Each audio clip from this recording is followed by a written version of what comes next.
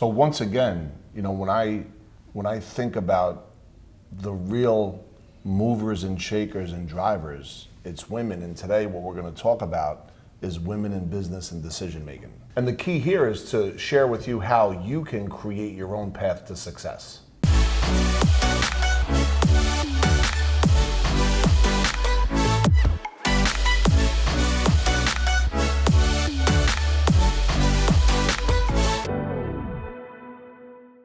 So, backed by popular demand, we have Carolyn Cushman DeSena. She's here to share exactly what we talked about regarding, being in business and a domestic engineer and a mom and all of the things that are on your shoulders on a daily basis.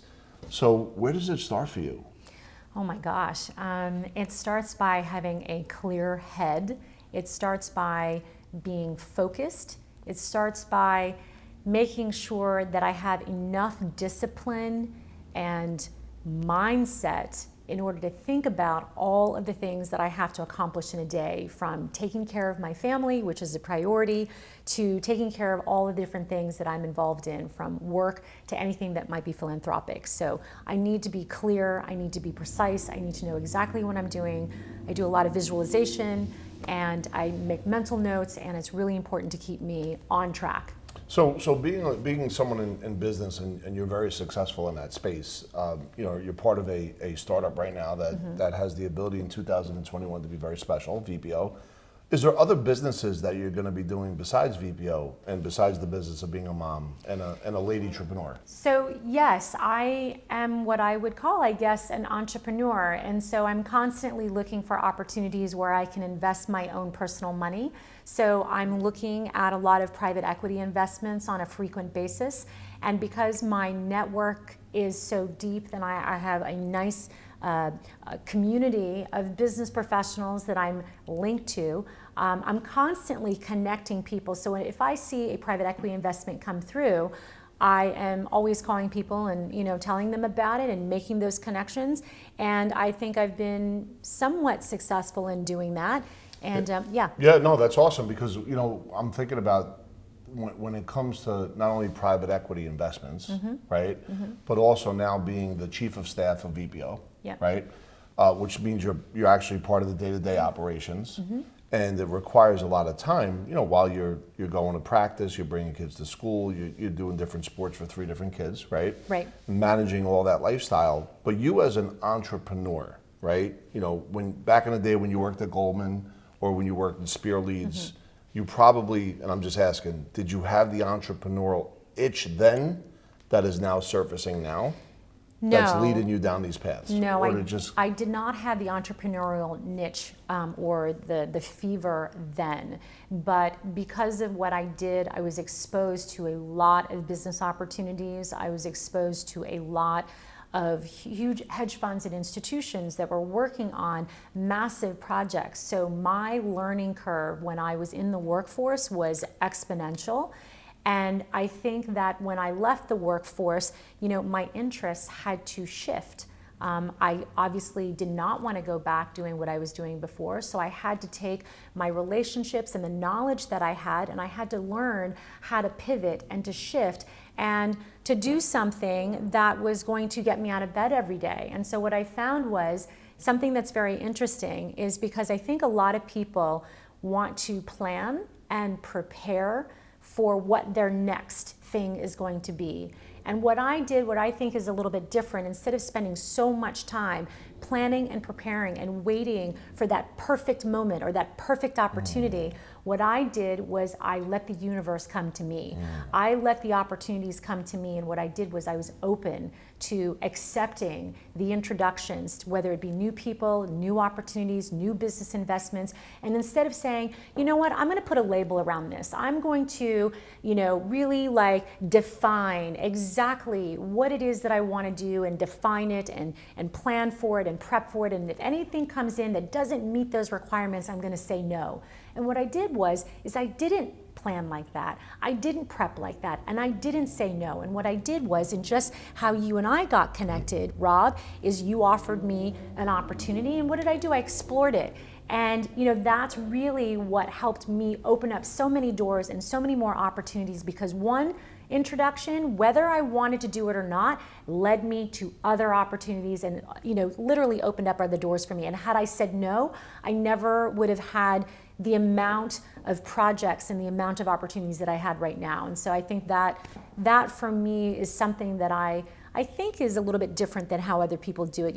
I think it's just too much planning and prepping for perfection, and I'm not really looking for perfection.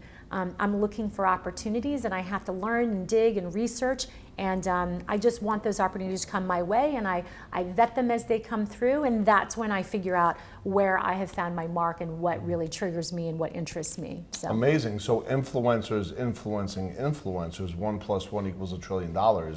And that's when it happens when you begin to merge ecosystems and really get, congruency where, everybody is seeking the same outcome, and that is service, contribution, adding value, heart-centered, having core values that are lined up, everything else. So, Carolyn, with all these different opportunities, and they're knocking on the door all the time, how are you beginning to really kind of make a duplication of yourself while still bringing what you bring every day to be able to take advantage of these opportunities? Well, it is true that a lot of opportunities are coming my way. And once again, I go back to the whole part about preparation and not looking for perfection. And I think the big thing that we didn't talk about was expectation. Right? So I removed a lot of expectation, and if things don't work out the way that I want them to, whether it's from a business perspective or a personal perspective, you just have to move on. I can't really dwell on things that aren't planned perfectly well or planned to perfection, and so I've been able to remove those expectations. And you talk about, because of all these opportunities, am I having to duplicate myself? And once again, we go back to the whole thing of, I can't do this without help. I obviously need help. In order to do what I do, I have to have a little bit of help. And it allows me to spend more time with my children, which first and foremost is my one and only priority. Okay, and so that's really important. So in terms of duplicating myself, I think I've just become more highly efficient. I've been able to, I think, in this COVID period, because we are so digital, I have found that it actually works with my lifestyle. Being digital and not having to commute into the city or to commute an hour in the car. I mean, let's face it, we're all Zooming now. Yeah. You know how much time that has saved me in getting into a car and getting ready to go somewhere? I mean, half the time I'm, looking great from here on up, but I'm in my flip-flops and, and my sweatpants, which is perfect. Yes. But all of that time has been given back to me so that I can do all the things that I want to do, but then spend time with my kids when I want to and when I need to. So that, I think, has been really important. I think that once we're through this COVID period, I really do think that the business world is going to change. I think that we have found that getting on a Zoom is so much more efficient. I think that businesses are going to look at how much expenses that they pay in putting someone on a plane, sending them to another city, and paying for hotel and food and cab and all of those, various different expenses. And I think that you're going to see that those travel expenses are going to go down probably by 30%. Yeah. And the time that we spend, people want that time back. They've been given the taste of being able to wake up and make breakfast for their children and get on a major call with CEOs and other principals of firms and making deals happen 1 minute when the kids walk out the door. I mean, that is grand. That's a gift. I think so often, Rob, we spend way too much time having a meeting, to have another meeting, to write about a meeting, to read about something, to do research, to have a meeting, to then have another meeting to decide what it is that we're going to do. Warming up to warm up. Exactly. And I think that what is really critical here, because the environment, whether it's work or home life, everything is moving. I mean, let's think about this. Everything is moving so quickly. Everything is also changing all the time. And I think that we have to remove our expectations. And so I think the best thing is that we have to be flexible. We have to be open-minded. And I think one of the biggest keys for me is being able to eliminate, when I'm problem solving and trying to make a decision, I try to eliminate everything that I know does not work. You look at the list of all of your decisions, and instead of debating it, there are going to be certain things within that solution that don't make sense. Don't sit there and try to put a round peg or a square peg into a round hole. It just doesn't make any sense. And all you're doing is you're just, taking up time and spending way too much time and resources trying to make something work that doesn't work. So if you can first and foremost eliminate everything that doesn't work and just take a look, you're going to find that you're only going to have maybe 2, maybe 3 different options on the table that you're looking at. And that's when you can start to pick apart the fine hairs and really look underneath the microscope and make a decision there. But honestly, I feel like the world is moving at lightning speed. Business in general, we are advancing exponentially every single day. I mean, the kinds of advancements and technological advancements and all these businesses that are coming out that you guys, we don't even know about yet, is just off the charts. And I really feel like we just spend way too much time talking about it. Part of your decision making, that's a great access point here, is you eliminate the fluff, you bring it down to 2 or 3 different viewpoints on how to make that decision. In that space, because you often speak that there's a community around you, right? Yep. In that space, do you then tap into your think tank or the people that help you make decisions? Absolutely. And then run it through them? Absolutely. I'm always surrounding myself with people who, have much stronger skill sets than I do. It's really important that you bring in the pros and people who have various different expertise. I mean, those are the ones that are actually going to provide you with the basis and the background that you need. So, if you can make good decisions based on information, where are you getting your information on? It's from the professionals and from the experts that actually have them in that particular expertise. So constantly surround yourself with people who are better and smarter than you. And then also what I would suggest too is if you're feeling rushed, not to make a decision, right?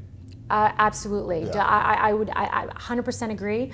Don't feel rushed. I actually would recommend that you actually sit on it for a couple of days. And instead of acting upon, I think, this impulsivity that we often are faced with, I think that just give it some time and don't make any decisions based off of emotions. Yeah. That is really, really important that the decisions do not have emotions, because sometimes when you are making decisions, instead of fact, and you put too much emotions into it, you might tend to make the wrong decision. And so one of the things for me is, being too sensitive. I am a sensitive person, but taking out those sensitivities and not allowing, people's feedback.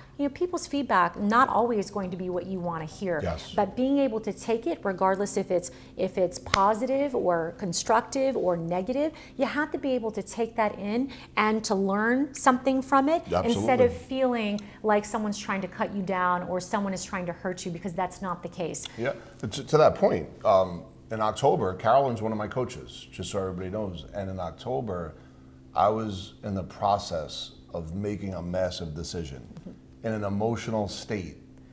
While there was another emotional attachment to it that, I know it was a little complicated, but over 4 days, I was closed off to what she was sharing with me. But then, as we got through a couple of days, I opened up to listening to her advice. And the advice was, don't make a decision right now, which I didn't. And it's a whole other story of the universe and stars lined up with Jupiter and Saturn and everything else.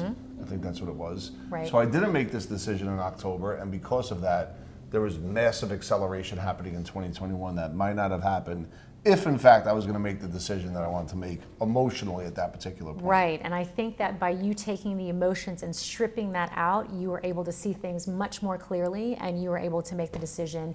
And you gave it a couple of days, you had some thought. What you were feeling on day 1 was not what you were feeling on day 4, and certainly not what you were feeling on day 10. Yep. And that is the difference between making good decisions and being too hurried or too clouded, or fogged up by, emotions that really have no place in making good business decisions. And for you out there, make sure you have a philosophy first, no matter what you're doing. And then you want to have a goal and objective, right? And within the philosophy and the goal and objective, you want to be able to then put it on a map.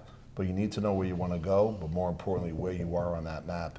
Not from your opinion, but from people around you that have been there, done that, could give you good guidance and counsel so you understand what you have to do next. With that being said, if you enjoy the content, please hit the subscribe button. If you have any specific questions, feel free to add comments and/or questions below. We're here to serve and contribute and bring out daily educational content every day.